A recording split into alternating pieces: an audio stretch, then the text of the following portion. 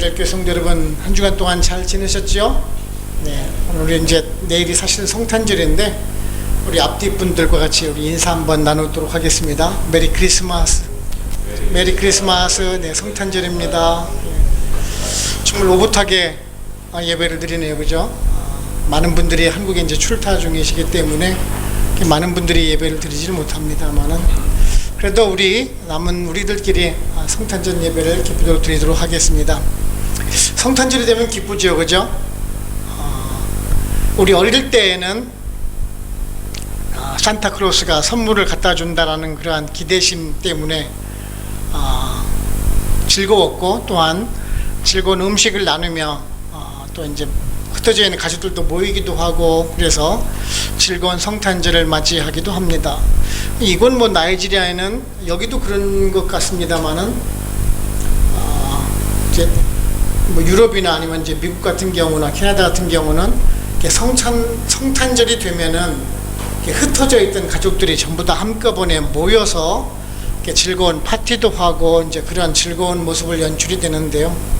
근데 아직 여기는 그런 모습을 아직은 많이는 보지는 못했던 것 같습니다. 특히 이제 또한 우리가 이민 생활을 하다 보니까 많은 분들이 같이 모여서 이렇게 뭐 즐거움을 같이 나누는 것은 그렇게 힘든 것 같기도 한 것 같습니다. 참 기쁘고 즐거운 날인데요. 올 한 해를 되돌아보면은 정말 우리가 한 해가 정말 기쁘고 즐거웠던 한 해였나라는 그런 생각을 가져보게 되는데요. 제가 작년에 이곳 베델교회 부임하고 나서 그때에 비해서 지금 비교를 해보면 거의 물가가 거의 한 배 이상 오른 것 같고요. 환율도 거의 뭐 한 2배 이상 오른 것 같고, 뭐 기름값은 한 3배 가까이 오른 것 같고, 세계적으로 보게 되면은 다들 불황이라고 얘기들을 합니다. 굉장한 극심한 불경기라고 얘기를 하고요. 여러분들이 이제 회사 생활을 하고 있고 또 회사를 운영하시는 분도 계시지만은 요즘 같은 상황에서는 제품을 생산을 할 때마다 손해라고 얘기를 하죠. 그만큼 환율이 굉장히 높은 상태에서 우리가 사업을 운영해 나가는 것 같습니다. 정말 우울하고 침울하고 기분 좋지 않은 그런 성탄절을 보내는 것 같습니다. 세계적으로도 봐도 지금 이스라엘, 우크라이나는 지금 전쟁 중에 있고요. 굉장히 불안한 그런 상황 속에 지내는 것 같습니다. 작년에 대통령이 새로 바뀌고 나서 이곳 상황도 좋아질 줄 알고 기대를 하고 있었는데 역시 또한 치안도 썩 좋아지지 않고 있습니다. 사회 기반적인 시설, 뭐 전기라든지 물 같은 것들 상황들도 뭐 썩 좋아지는 것들을 눈으로 체감하지는 못하는 것 같습니다. 기쁘진 않은 것 같은데요. 그럼에도 불구하고 우리는 또한 오늘 성탄절을 맞으면서 우리가 기뻐해야 되는 것이 또한 우리지 않은가라는 생각을 가져보게 됩니다. 우리가 왜 기뻐해야 되는지, 상황은 슬프고 힘들고 어려운 상황인데도 불구하고 주님께서 오심이 또한 우리들에게 왜 기쁨이 되는지 한번 우리가 말씀을 통해서 한번 은혜 나누는 시간을 한번 가졌으면 좋겠다는 생각을 가져보게 됩니다. 말씀을 통해서 한번 은혜를 나눠보게 되면요, 첫째, 주님은요 우리들의 죄의 문제를 해결하기 위해서 오셨다라는 것이에요. 오늘 말씀 21절을 보시면은 아들을 낳으니 이름을 예수라 하라. 이는 그가 자기 백성을 그들의 죄에서 구원할 자심이니라 하니라 라고 말씀하고 있습니다. 주의 사자가 요셉에게 나타나서 장차 그 마리아에게서 태어날 그 아기의 이름을 예수라 하라 라고 지금 말씀하고 있는 것을 보게 됩니다. 여기서 예수란 말은 그 말의 의미는 여호와가 구원하신다라는 의미를 지니고 있습니다. 그 히브리어를 보게 되면은 우리가 성경 속에 잘 아는 여호수아, 예슈아라는 이름이 예수라는 이름인데, 이것이 이제 헬라어로 발음이 되면서 이제 예수로 되고 이제 영어로 번역이 되면서 이제 지저스라고 이제 번역이 되고는 있는 것입니다.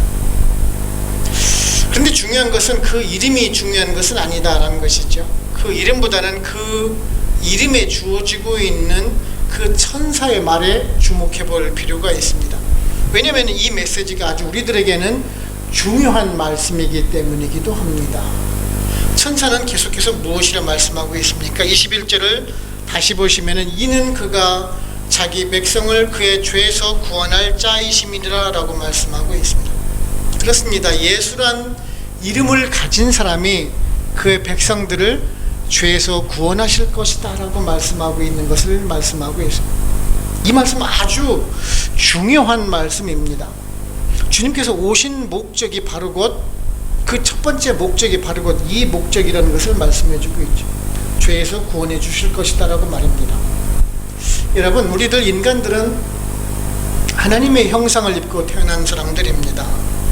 각자의 형상과 마음은 다르지만은요, 우리 모두 다 하나님의 형상과 하나님의 마음을 가지고 태어난 사람들이라는 말씀입니다. 그래서 더없이 소중한 사람들입니다. 우리들 한 사람의 목숨의 가치를 여러분들 돈으로 계산하면 얼마 정도 되겠습니까? 정말 돈으로 형용할 수 없을 정도의 대단한 가치를 지닌 사람들이 바로 곧 우리들 자신이다라는 것이죠. 그런데요, 인류 조상인 그 아담의 범죄로 말미암아서 하나님과 인간 사이에 이제 장벽이 생기게 된 것입니다. 죄로 인해서 하나님과의 그 벽이 생긴 것이지. 그래서 이 모든 인간은 그 후로부터는 죄의 굴레에 벗어나지 못하는 그러한 삶을 살게 된 것이지요. 우리 태어나서부터 죽을 때까지 삶의 모든 과정이 또한 고난이고 또한 고통이고 가시밭길의 연속인 것입니다. 마치 광야를 지나가는 순례자의 인생을 살아가는 것이 우리들의 인생의 모습이기도 한 것입니다. 그래서 이 문제를 해결을 하고자 세상의 많은 사람들은 철학이라든지 사상이라든지 문명이라든지 과학을 통해서 이루고자 합니다. 하지만 이 죄에 대한 근본적인 문제를 해결하지 않고서는 다른 문제들도 또한 해결할 수가 없는 것입니다. 그래서 주님은 이 본질적인 그 죄의 문제를 해결하러 오신 분이라는 것입니다. 그 하나님과의 막혔던 담을 헐고 다시 그 하나님과의 관계를 잊게 해주기 위해서 오신 분이라고 말씀해주고 있는 것입니다. 우리는 그저 주님 예수 그리스도를 생각하면은 그저 관념적으로만 오신 분들을 생각하기가 쉽습니다.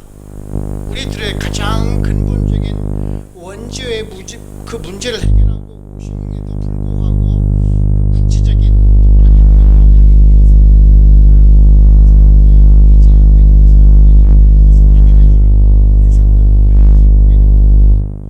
빈곤이라든지 질병이라든지 특히 경제적인 번영을 위해서 주님을 믿는 사람들이 있습니다.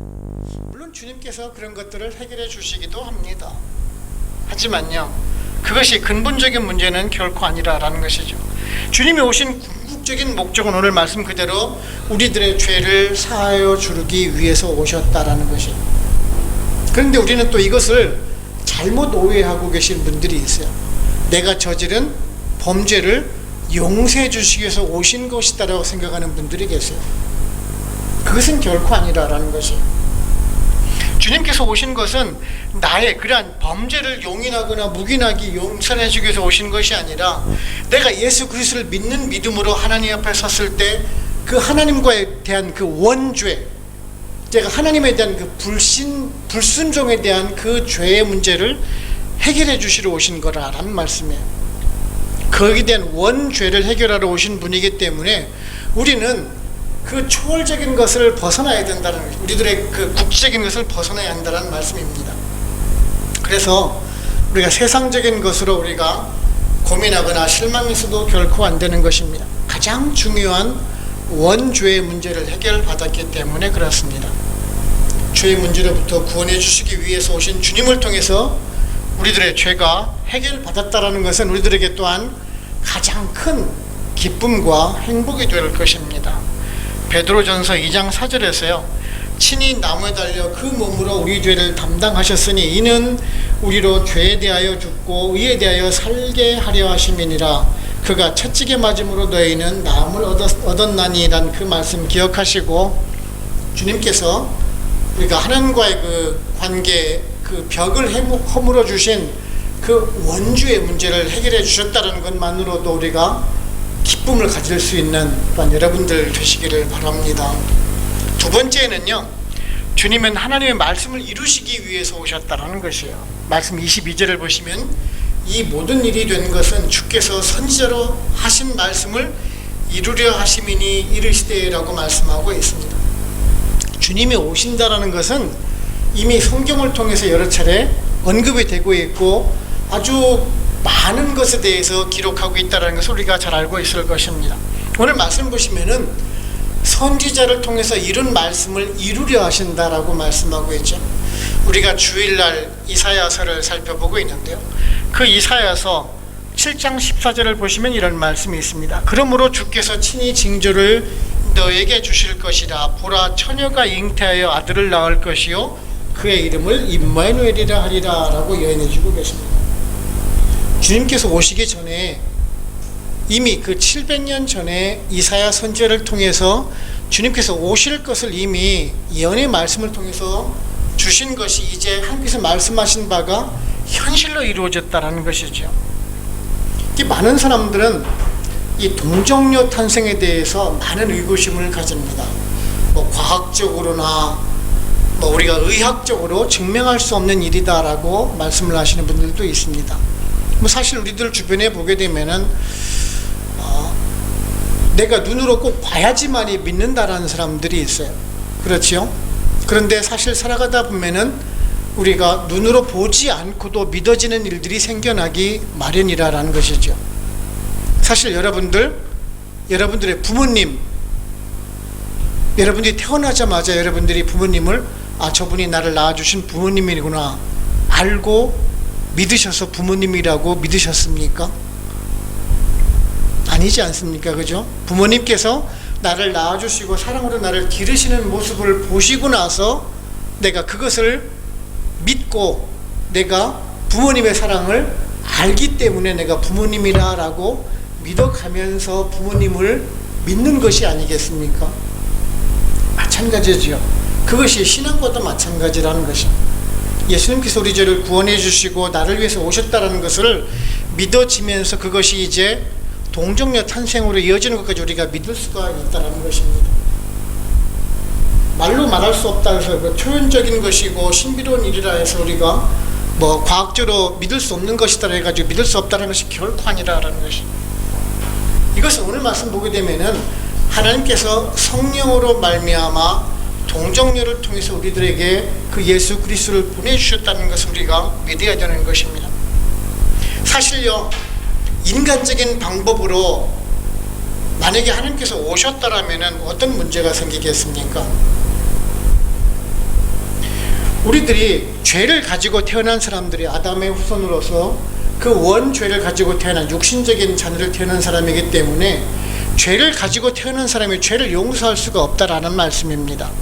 즉 하나님께서 성령으로 말미암아 우리들에게 새로운 생명을 주셨듯이 다시 그 원죄를 해결할 수 있는 분은 하나님께서 육신을 통해서 주신 그 수태 과정이 아니라 성령으로 잉태된 과정을 통해서 주신 그 하나님이야말로 다시 그 우리들의 원죄를 해결할 수 있다는 것을 지금 말씀해주고 있다는 것입니다. 그 인성과 신성을 동시에 가지신 분들만이, 그 가지신 분만이 그 원죄의 문제를 해결할 수가 있다는 것이죠. 다른 종교를 보게 되면은 불교라든지 이슬람교를 보게 되면은 자연적인 수태 과정을 통해서 그들이 신이 된 사람들입니다. 과연 그 사람들이 죄를 용서할 수 있는 그러한 자격이 있는 사람들입니까? 죄의 문제를 해결하러 오신 분이 죄를 가져서는 결코 안 되는 것입니다. 하나님께서 인류 조상 그 아담을 창조하실 때도 마찬가지였죠. 죄가 없는 그 하나님의 손으로 직접 만드신 것이 아담의 손이라는 것이죠. 아주 여기에 오묘한 진리가 숨겨져 있는 것입니다. 예수 그리스도를 하나님의 창조의 능력, 성령의 능력으로 태어나게 하신 것이다라는 것이요. 성경을 보시다 보면은 여러분들이 어느 한 곳으로 이렇게 집중되고 있는 것을 보실 수가 있습니다. 이게 마치 이제 깔때기가 어느 하나로 뭉쳐지는 것처럼 한 곳으로 모아지는 것이 있어요. 그것이 뭐냐면은 바로 곧 예수 그리스도라는 것이에요. 성경 전체 기록이 사실은 예수 그리스도의 오심을 위해서 기록된 것이다 해도 무방하다 할 것입니다. 창세기부터 말라기까지 모든 내용이 주님께서 오시는 그 과정을 설명하기 위한 과정 중에 하나라는 사실입니다. 우리들도 마찬가지입니다. 우리들이 기도할 때 그렇게 기도를 하지 않습니까? 우리를 창세 전부터 우리를 예정하셨다라고 말입니다. 마찬가지예요. 여러분을 위해서 인류가 존재하고 예수 그리스도가 오셨다라는 말씀과도 같은 것입니다. 그러니 우리가 얼마나 소중한 사람들입니까? 그러기에 사실 우리가 지금 겪고 있는 이 현실의 세상은 사실은 중요한 것은 아닙니다. 물가가 불안정하고 환율이 높아지고 경기가 안 좋고 전쟁 중인 상황, 그것이 중요한 것은 결코 아니라는 것입니다. 고난은 그저 그냥 지나가는 과정 중에 하나라는 것입니다. 천국에서 영원히 누릴 기쁨의 잔치에 이르기 위한 과정 중에 하나라는 것입니다. 그러기에 여러분들은요, 사도행전 4장 12절에서요, 다른 이로서는 구원을 받을 수 없나니 천하 사람 중에 구원을 받을 만한 다른 이름을 우리에게 주신 일이 없음이라 라는 그 말씀 그대로 나를 위해서, 여러분을 위해서 오신 그 예수 그리스도가 오셨다라는 그 사실 하나만으로도 우리가 기뻐하며 행복해 하실 수 있는 또한 여러분들 되시기를 바랍니다. 세 번째는요, 주님은 우리와 함께 계시는 임마누엘의 하나님이시라라는 것이에요. 23절을 보시면은 보라, 처녀가 잉태의 아들을 낳을 것이요 그의 이름은 임마누엘이라 하리라 하셨으니 이를 번역한즉 하나님이 우리와 함께 계시다 함이라 라고 말씀하고 있습니다. 그렇습니다. 제가 조금 전에 말씀을 드렸듯이 이사야서 7장 14절의 말씀, 그 말씀 그대로지요. 주님은 지금 우리와 함께 계시기 위해서 오셨다라는 말씀입니다. 즉 주님의 또 다른 이름 중에 하나가 임마누엘이라는 말씀이에요. 우리를 죄에서 구원하실 자라는 이름을 가진 예수란 이름도 가지고 있고, 하나님께서 우리와 함께 계시다라는 이름을 뜻을 가진 임마누엘이라는 이름도 가지고 계시다라는 그 말씀입니다. 이 임마누엘이라는 이름의 뜻도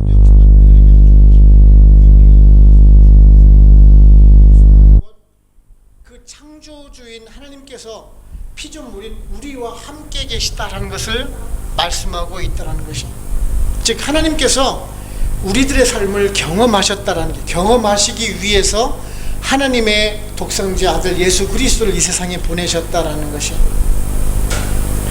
창조주가 피조물에 대해서 왜 관심을 가지겠냐라는, 그냥 만들면 그만이지. 하나님께서 그만큼 우리 인간에 대한 아주 지대한 관심을 가지시고 그들의 삶을 직접 체험함으로 인해서 그들에 대한 고난과 삶과 죽음에 대해서 모든 것을 다 경험하시고 이해하시고자 하셨다라는 것이에요. 그래서 더욱더 소중하다라는 것입니다. 우리들은요, 사실 남의 입장에 대해서 생각을 잘 안 하려고 합니다. 그렇죠? 내 위주로 생각을 하려고 합니다. 이기주의적인 생각이기도 합니다. 남의 입장에서 생각을 하지를 못하기 때문에 우리들은 그렇죠. 사실은 요즘같이 바쁜 세상에 나 혼자만 생각하기도 바쁜 시점에 남까지 신경 쓸 일이 뭐가 있겠냐라고 생각을 하죠. 그래서 사실은 오해하기도 하고 미워하기도 하고 질투도 하면서 벽을 만들어가는 것 아니겠습니까? 사실 상대방을 이해하면은 미워할 일도 없고 싫어할 일도 없고 질투할 일도 없고 그럴 일이 없죠. 상대방이 나에게 상처를 주었어. 그래서 우리는 흔히 왜 상처를 받았다라고 얘기를 하지요. 그죠? 그런데 사실 내가 상대방을 이해하고 나면 그것이 상처라고 생각을 하십니까? 상대방은 나에게 싫은 얘기를 했어요. 예를 들어 봅시다. 상대방이 나에게 욕을 했어요. 기분 나쁘죠, 그죠? 그런데 기분이 안 나쁘다라고 생각을 해보세요. 상대방의 마음을 이해한다는 얘기예요. 그가 왜 나에게 욕을 하는지를, 그 사람의 심정을 이해한다는 얘기예요. 나에게 화를 낼 만한 그런 이유가 있겠거니라고 이해를 한다면은 그 사람 우리가 충분히 이해하는 것 아닙니까? 그죠? 그것을 우리가 체휼이라고 얘기를 하죠. 그 사람의 상대방의 마음을 이해한다라는 것이죠. 하나님께서도 마찬가지라는 것이죠. 하나님께서 예수 그리스도를 통해서 이 세상에 오신 목적이 우리들과 동일한 삶을 사셨다는 것이죠. 예수 그리스도가 이 세상에 오셔서요, 똑같이 어린 시절, 가장 힘든 시절을 보내셨어요. 로마의 압제하에서 수탈당하는 민족으로 살아오셨어요. 보잘것없는 몫으로 살아오셨어요. 가난한 사람들과 함께 하셨고요, 병이 들기도 했고, 아파도 하셨고, 배고프기도 하셨고, 즐겁게 웃으시기도 하셨고, 슬퍼서 우시기도 하셨다는 것이죠. 그리고 십자가에서 고통의 순간도 맞이하셨고, 또한 죽으셨고 부활하셨다는 거죠. 우리들이 겪어야 될 모든 것들을 다 경험하셨다는 것이죠. 그것이 얼마나 소중한 것이겠습니까? 내가 지금 겪고 있는 모든 것들을 다 알고 계시다는 것이에요. 그러니 얼마나 소중한 것이겠습니까? 여러분들, 지금 사실 이것이 우리 함께 하시겠다는 그 약속에 실현되는 것이 우리들에게는 정말 최고의 선물이 아닐까요? 여러분들께 질문을 드려서 지금 여러분들이 가장 하고 싶은 그 최고의 소망이 무엇이냐라고 물으시면은 여러분들 무엇이라 대답을 하시겠습니까? 천국에 가는 것이다라고 대답을 하시겠습니까? 그렇다면 천국을 왜 가십니까? 좋은 곳이라 가십니까? 그것은 뭐 고통도 없으니까 천국이 좋습니까? 사실은 하나님과 함께 하기 때문이지 않습니까? 나를 지으신, 나를 만드신 그 하나님께서 계신 곳, 그곳에 가서 하나님과 함께 하기 때문에 내가 행복해야 하는 것 아니겠습니까? 그래서요, 여러분들요, 정말 세상에 있는 우리를 힘들게 하는 것 때문에 고민하지 말기를 바랍니다. 환경은 언제든지 바뀔 수가 있습니다. 오늘 힘들더라도 또한 내일은 좋아질 수가 있고요, 올 한 해 정말 힘들었더라 할지라도 내년에는 좋아질 수 있습니다. 그러기에 영원한 천국에서 우리와 함께 하신 하나님만을 바라보시는 그 소망만을 가지고 살아가시기를 바랍니다. 이사야서 41장 10절에서요, 두려워하지 말라, 내가 너와 함께 함이라, 놀라지 말라, 나는 내 하나님이 됨이라, 내가 너를 굳세게 하리라, 참으로 너를 도와주리라, 참으로 나의 의로운 오른손으로 너를 붙들리라 라는 그 약속의 말씀을 붙잡으시고요, 우리 함께 하신 그 주님으로 말미암아 또한 기쁜 성탄절을 보내실 수 있는 여러분들 되시기를 바랍니다. 결론적으로 말씀드리면은, 저나 여러분들이나 아마 비슷한 마음을 느끼셨을 것 같은데, 2023년을 보내면서 올 한 해를 어떻게 보냈나 한번 되돌아보는 시간을 가졌었는데요, 정말 이곳 나이지리아 생활이 결코 그렇게 녹록지 않은 생활이면 틀림이 없습니다.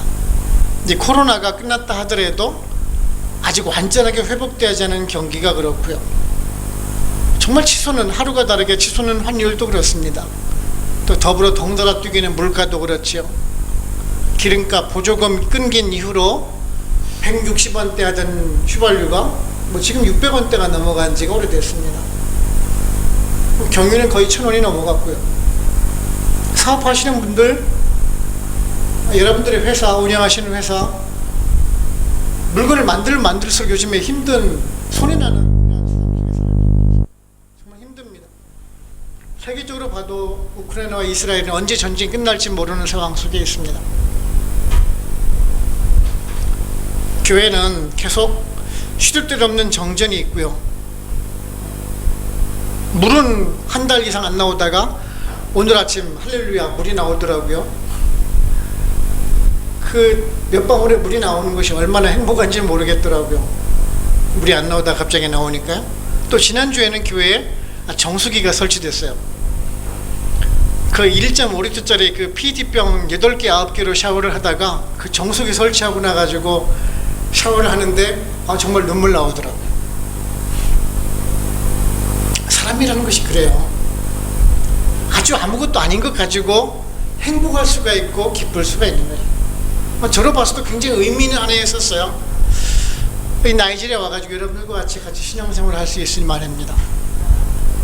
저 같은 경우 이제 눈이 안 좋아서 이제 눈 수술 받고 그랬는데, 그 눈 수술도 회복하게 해주시고 건강도 되찾게 해주시고 또한 여러분들과 같이 이곳에서 말씀을 전할 수 있는 그런 기회를 주셔서 정말 저는 기쁜 한 해였던 것 같아요.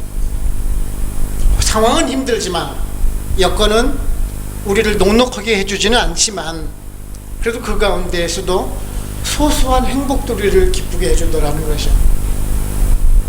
여러분들도 힘들 수 있어요.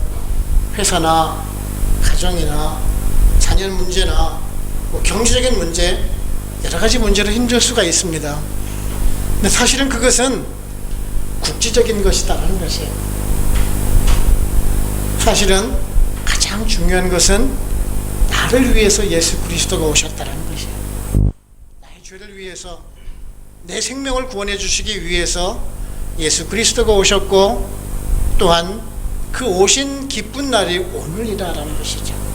그래서 우리가 예배를 드린다는 것입니다. 많은 분들이 지금 한국에 출타 중이라 우리 몇 분밖에 되지 않는 인원이 예배를 드리고 있지만 그래도 행복하다라는 것이죠. 그분들 역시 또한 한국에서 예배를 드릴 수가 있기 때문에 그렇습니다. 나를 구원해 주신 그 예수 그리스도를 찬양하며 경배를 드릴 수가 있기 때문에 그렇습니다. 우리는 성도이기 때문에 기쁜 것입니다. 다른 사람이 아니라 믿는 사람이기 때문에, 나를 위해서 오신 그 예수 그리스도 때문에 기쁜 것이라는 것입니다. 비록 우리가 현실은 힘들고 어렵지만은 나를 구원해 주신 그 예수 그리스도가 오신 그날을 다시 한번 생각해 가면서 또한 기쁘고 행복한 성탄절을 보내실 수 있는 여러분들 되시기를 주님의 이름으로 축원을 합니다.